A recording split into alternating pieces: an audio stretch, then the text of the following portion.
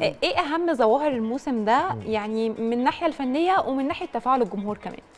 انا اولا هو طبعا جعفر وهنتكلم عنه اكيد كتير، هو ظاهره وظاهره تستحق الدراسه، ان النوع ده من التفاعل، ان الناس تبقى عارفه الموضوع بس بيشوفوا.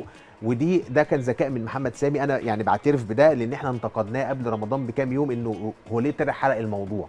يعني ليه طلع قال بيدور على ابنه وابنه قدامه.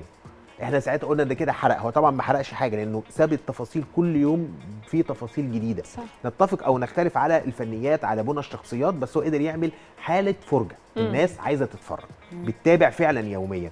فدي ظاهره مهمه جدا. ظاهره كمان يعني دايما طول الوقت في انتاج يعني في تقديم لممثلين جدد. يعني انا شايف ان اقوى حاجه عندنا العنصر البشري، مش العنصر المادي بس. احنا عندنا فعلا كل مسلسل فيه 2 أو 3 أو 4 جداد قدموا نفسهم، وتألق لنجوم ما كناش بنشوفهم بالشكل ده. وهنتكلم اكيد لما نتكلم على الاسامي.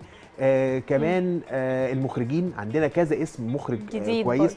يعني اقدر اقول، مش عايز اكون يعني قاسي على زملائنا المؤلفين، بس حتى المسلسلات اللي متراجعه شويه هي ازمه ورق، مش ازمه تمثيل ولا اخراج يعني. انا عارفه ان كلامنا هيكون كتير جدا على المسلسلات، فخلينا بس نروح فاصل نرجع نكمل كلامنا مع بعض. اشترك في باقات واتشت الشهرية بتبدأ من 14 جنيه و99 قرش، وباقات سنوية تبدأ من 150 جنيه.